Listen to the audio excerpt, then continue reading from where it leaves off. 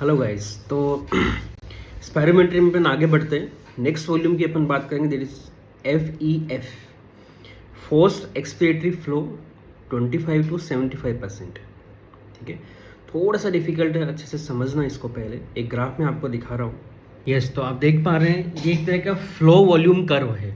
क्या है? Flow volume curve. ठीक है, तो फ्लो दो तरह से होता है, एक एक्सपिरेशन होता है, एक इंस्पिरेशन होता है। ठीक है, तो जो ग्रीन वाला पार्ट दिख रहा है दैट इज एक्सपिरेशन, और ये येलो वाला पार्ट जो आपको दिख रहा है that is what person inspired, है ना, वो इंस्पिरेशन हो गया। ठीक है, तो this is the sudden burst. ठीक है, FEV1। ठीक है, फिर दिस इज आगे जो एयर पेशेंट निकाल रहा है, एक्सेल कर रहा है। ठीक है, तो this is FVC, FEV1 FVC, this is inhalation. ठीक है, तो ये पूरा ग्राफ ऐसे बन जाता है, पूरा लूप ऐसे बन जाता है, इसको अपन लूप बोल सकते हैं। This is flow volume loop और फ्लो वॉल्यूम ग्राफ। तो FEF 25 to 75 मतलब क्या होता है? This is the mean force expiratory flow. This is mean for expiratory flow during middle half of FVC। मैंने कहा था दिस इज FVC।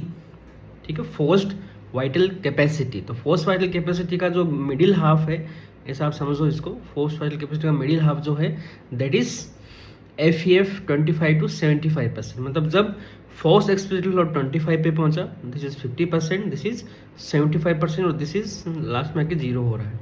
या 100 आप बोल सकते हो कि मैक्सिमम यहाँ पे 100 निकल गया है।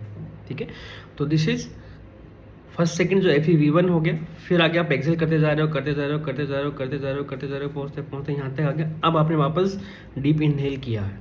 ठीक है, तो FEF क्या है? This part. ठीक है, तो 25 to 75%, this is the FEF, forced expiratory flow.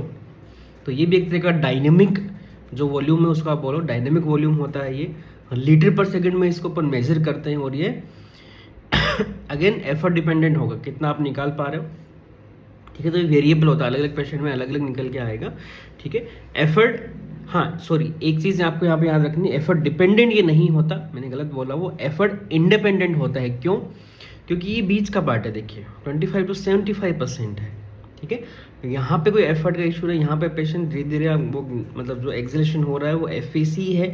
FVC का बीच वाला पार्ट है, तो ये एफर्ट इंडिपेंडेंट एक्सपिरेशन होता है। ये आपको याद थोड़ा सा यहाँ पे रखना है। क्या बताता है FEF 25 to 75%? ये बताता है स्टेटस ऑफ स्मॉल एयरवे। ठीक है, तो स्मॉल एयरवे का स्टेटस ये बताता है। ठीक है, और यदि ये नॉर्मल वैल्यू से कम आपका आ रहा है तो मतलब आपको स्मॉल एयरवे डिजीज है। ठीक है, अब आपको ट्रीटमेंट में कुछ ऐसे एजेंट आपको यूज करने पड़ेंगे जो आपके स्मॉल एयरवे तक पहुंच रहे हो। मतलब जो आप MDI या DPI यूज करोगे उसके अंदर जो पार्टिकल की साइज होनी चाहिए वो लेस देन 3 mm होना चाहिए। ठीक है, लेस देन 2.5 to 3 mm, उससे कम होना चाहिए कि वो स्मॉल एयरवे तक पहुंच सके और उनका डायलिटेशन हो सके, ताकि आप अच्छे से सांस ले पाओ। ठीक है, तो ये हाईली वेरिएबल होता है, डिपेंड किस पे होता है? FVC पे। तो FVC की वैल्यू कम हुई तो इसकी वैल्यू भी कम हो जाएगी, लेकिन हाँ ये एफर्ट इंडिपेंडेंट होता है, ये आपको याद रखना है। तो इंटरप्रिटेशन इसके अंदर बात करें, more than 60% this is normal, 40 to 60% this is mild obstruction. ठीक है, 20 to 40% मॉडरेट ऑब्स्ट्रक्शन, और लेस देन 20% सीवियर ऑब्स्ट्रक्शन को बताता है ये। तो प्रेडिक्टेड आप निकाला, आपने प्रेडिक्टेड आपको मशीन निकाल के देगी। उसके बाद कितना हुआ? मोर देन 60% है तो आप नॉर्मल मानते हो इसको। ठीक है, 40 to 60 माइल्ड ऑब्स्ट्रक्शन बताता है, 20 to 40 moderate obstruction, less than 20 severe obstruction को बताता है। ठीक है, तो नेक्स्ट अपन बात करेंगे MVV, मैक्सिमम वॉल्यूंटरी वेंटिलेशन। बोला, मैंने क्या बोला? मैक्सिमम मतलब कितना आप वॉल्यूंटरी कर रहे हो, मतलब इसका मतलब क्या हुआ? Deep inhalation and deep exhalation. ठीक है, तो डेफिनेशन भी कुछ ऐसी ही है इसकी, या इसको अपन maximal breathing capacity of the lung भी बोलते हैं। Maximal breathing capacity of the lung भी बोलते हैं। This is maximum voluntary ventilation, MVV। ठीक है, this is maximum breathing capacity, MBC भी इसको बोलते हैं। तो क्या होगा डेफिनेशन? मैंने बताया, क्या बताया? मैक्सिमम वॉल्यूंटरी वेंटिलेशन, मतलब आप मैक्सिमम कितना वॉल्यूंटरीली वेंटिलेशन कर पा रहे हो, इसका मतलब क्या? It is the maximum volume of air, it is the maximum volume of air which can be respired in 1 minute by deepest and fastest breathing. एक होता है नॉर्मल ब्रीदिंग, 1 मिनट में कितनी ब्रीदिंग होती है? यूजुअली अपन एडल्ट में मानते हैं कि हाँ 12 से 16-18 तक, और बच्चों के अंदर थोड़ा ज़्यादा मानते हैं, 18-20-30 तक भी होती है बच्चों में, जो न्यूबॉर्न होता है उसमें 30 तक भी ब्रीदिंग होती है। तो 1 मिनट में दैट इज नॉर्मल ब्रीदिंग, ठीक है, दैट इज नॉर्मल ब्रीदिंग। यहाँ पे अपन क्या बात कर रहे हैं, deepest and fastest breathing in 1 minute, deepest and fastest breathing in 1 minute, that will give you the volume of maximum voluntary ventilation MVV, ठीक है। तो ये बहुत ही अच्छा एक टेस्ट है किसके लिए, for entire respiratory system, for entire respiratory system. क्यों? क्योंकि यहाँ पे इंस्पिरेशन एक्सपिरेशन दोनों ही यूज हो जा रहे हैं, ठीक है। अब इसको मेजर कैसे करते हैं, ऐसा नहीं कि 1 मिनट के लिए पेशेंट को बोलना, बहुत फटीक हो जाएगा, बहुत दिक्कत हो जाएगी उसको, इसलिए कुछ सेकंड के लिए बोला जाता है और फिर इसको कैलकुलेट कर लिया जाता है, ठीक है। तो एटलीस्ट 12 सेकंड के लिए आप इसको यूज़ कर सकते हो, 12 सेकंड के लिए, जैसे मैंने यहाँ पे भी दिखाया है, ठीक है। तो ये यहाँ पे वॉल्यूम है, यहाँ पे सेकंड्स है, तो आप देखिए 1 2 3 4 5 6 7 8 9 10 11 12, तो 12 सेकंड के लिए यहाँ पे मेजर किया हुआ है। तो ये deep inspiration, deep expiration, inspiration expiration, inspiration expiration, inspiration expiration, inspiration expiration. तो 12 सेकंड के लिए आपको पेशेंट क्या बोलना है कि डीप एंड फास्ट, कितना फास्ट वो ले सकता है, कितना डीप वो ले सकता है, डीप इनहेलेशन होना चाहिए, डीप एक्सहेलेशन होना चाहिए, ठीक है। टोटल वॉल्यूम आप स्पायरोमेट्रिक जो स्पायरोमीटर है उसके अंदर यहाँ पे करवा रहे हो, तो आप यहाँ पे मेजर कर सकते हो, ठीक है। तो वैल्यूज़ की मैं बात करूँ, वैल्यूज़ यहाँ पे मेल एक पेशेंट है उसकी बात करूँ तो वहाँ पे 80 to 200 लीटर पर मिनट तक होता है, ये 80 से 200 लीटर पर मिनट तक होता है, और फीमेल में 60 to 160, 60 से 160 लीटर पर मिनट तक ये होता है, ठीक है। प्रेडिक्टेड कैसे निकालते हैं, प्रेडिक्टेड आप निकालते हो FEV1 को आप 35 से मल्टीप्लाई करते हो तो प्रेडिक्टेड निकलता है, ठीक है। उस पर्टिकुलर पर्सन का आपने पहले FEV1 निकाला और फिर उसको 35 से मल्टीप्लाई करते हो, उसको अपन MVV बोलते हैं। उसके बाद में आप कितना आप निकाल पा रहे हो वो आप मेजर करते हो, ये वाला 12 सेकेंड उसको फास्टेस्ट एंड डीपेस्ट ब्रीदिंग करवाने की बात, ठीक है। तो आप अब इसका यूज़ क्या है, पहला है यूज़ इसका, आप लिख लीजिए, index for respiratory efficiency and physical fitness. This is the index for respiratory efficiency and physical fitness, ठीक है। Respiratory muscle assessment, neuromuscular assessment भी यहाँ पे हो जाता है साथ में, ठीक है, क्योंकि इंस्पिरेशन एक्सपिरेशन डीप, वो भी डीपेस्ट, वो भी फास्टेस्ट, सब कुछ यूज हो रहा है यहाँ पे, है ना। एंटायर रेस्पिरेटरी सिस्टम का आप बोल सकते हो कि यहाँ पे टेस्ट हो रहा है, ठीक है। तो respiratory muscle assessment, neuromuscular assessment भी यहाँ पे हो गया, अगर न्यूरोमस्कुलर डिजीज है तो उसका भी वैल्यू कम आ जाएगी। प्री ऑपरेटिव असेसमेंट भी है, इसको आप यूज कर सकते हैं, प्री असेसमेंट ऑपरेटिव टूल भी होता है, ठीक है, वहाँ पे भी उसका यूज़ किया जा सकता है। अभी मैंने बताया कि न्यूरोमस्कुलर असेसमेंट में भी काम में आ रहे हैं, तो डिक्रीज किस किस में होता है वो आप लिख लीजिए, minute maximum voluntary ventilation decrease कहाँ कहाँ होता है वो आप लिखिए। पहला ऑब्स्ट्रक्टिव डिजीज, दूसरा रोस्ट्रक्टिव डिजीज, तीसरा न्यूरोमस्कुलर जंक्शन डिजीज, चौथा हार्ट डिजीज, और लास्ट है एक पुअर एफर्ट एक पेशेंट का होता है, उस कारण से भी कम आ सकता है, तो वो उसको आप मोटिवेट करके पेशेंट को वो आप बढ़ा सकते हो, ठीक है, वो पुअर एफर्ट आपका नहीं रहेगा। चलिए नेक्स्ट है पीक एक्सपिरेटरी फ्लो, लगभग लोगों ने सुना होगा, पीक एक्सपिरेटरी फ्लो मीटर एक होता है, मैं आपको दिखाता हूँ। This is the peak expiratory flow meter, ठीक है।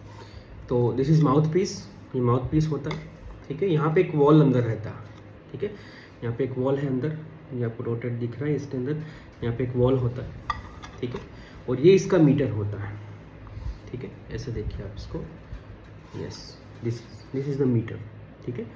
तो यहाँ पे लगभग क्या लिखा है, लीटर पर मिनट, तो ये फ्लो को बताता है, लीटर पर मिनट। तो दिस इज 60 लेके मैक्सिमम 800 तक ये होता है, 60 to 800 तक ये होता है। तो ये फ्लो को बताता है। करना कैसे, इसको पहले डीप इनहेल किया आपने और फिर और आपको फूंक नहीं मारना है, मतलब ब्लो नहीं करना है, आपको जो लंग्स है उसके अकॉर्डिंग आपको यहाँ पे जोर से मतलब ब्लो करना है, लंग्स से आपको ब्लो करना है, ऐसा आप समझो।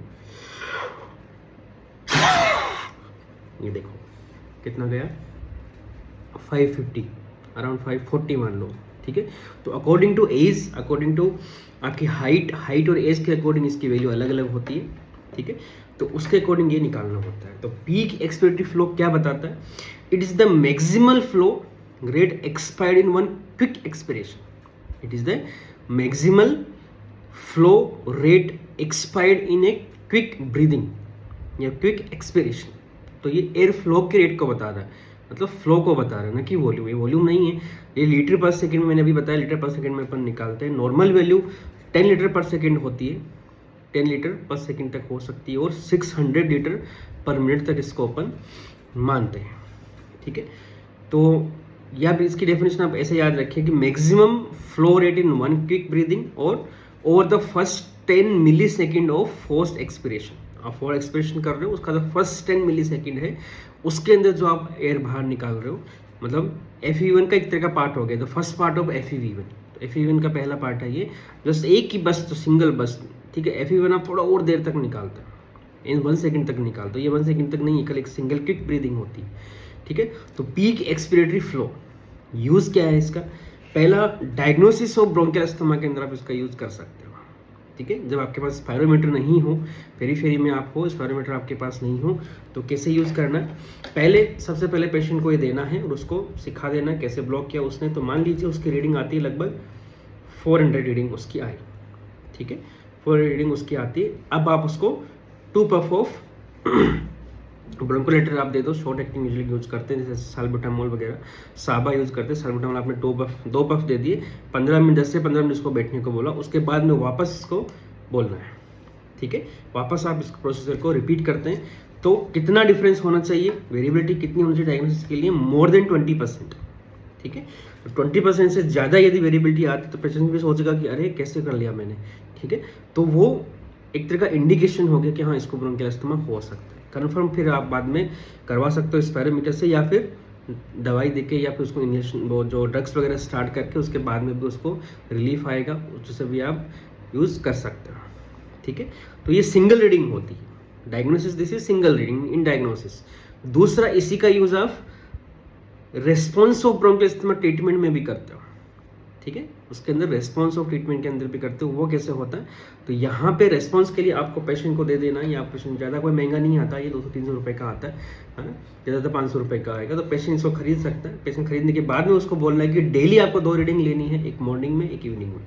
ठीक है, लाइक 1 वीक या 2 वीक के लिए आप कर सकते हो, पहले 1 वीक के लिए कर लो, 2 वीक के लिए भी कर सकते हो।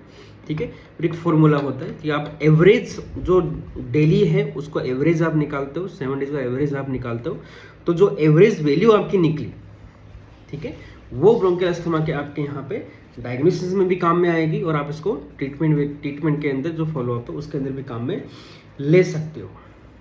ठीक है, तो average daily diurnal PEF variability, average daily diurnal peak expiratory flow PEF variability if it is more than 10% in adult. If it is more than 10% in adult and more than 13% in adult, it shows variability. It shows variability, मतलब your diagnosis of asthma will be almost confirmed. ठीक है, this is peak expiratory flow meter. ठीक है, चलिए next अपन बात करेंगे spirometry patterns की। इसको मैं रख देता हूँ। स्पायरोमेट्री पैटर्न्स कौन कौन से होते हैं? तो एक नॉर्मल पैटर्न, दूसरा ऑब्स्ट्रक्टिव, तीसरा रेस्ट्रिक्टिव, और चौथा मिक्स्ड डिजीज भी किसी किसी में होती है। ठीक है, जैसे एग्जांपल दे दूँ मैं डायरेक्ट आपको, एक COPD का पेशेंट है, उसको बचपन से स्कोलियोसिस भी है, इट इज मिक्स्ड। ठीक है, रेस्ट्रिक्टिव भी हो गया और ऑब्स्ट्रक्टिव भी हो गया। ठीक है, चलिए तो अपन ग्राफ से समझते हैं। यस, देख पा रहे हैं हम। ठीक है, तो this is time volume curve और टाइम वॉल्यूम लूप। ठीक है, इधर वॉल्यूम है और इधर टाइम है। This is first second FEV1 मैंने यहाँ पे दिखाया।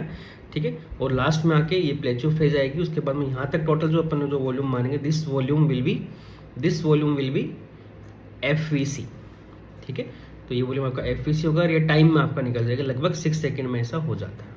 ठीक है, तो नॉर्मल है, जो ग्रीन वाला है नॉर्मल ग्राफ है। देखिए कैसे है, FEV1 अच्छा खासा FEV1 यहाँ पे है, और बाद में धीरे धीरे यहाँ पे आके प्लेटो स्टेज आई है, यहाँ पे आके स्लो हो रहा है, फिर यहाँ पे प्लेटो स्टेज आ गई।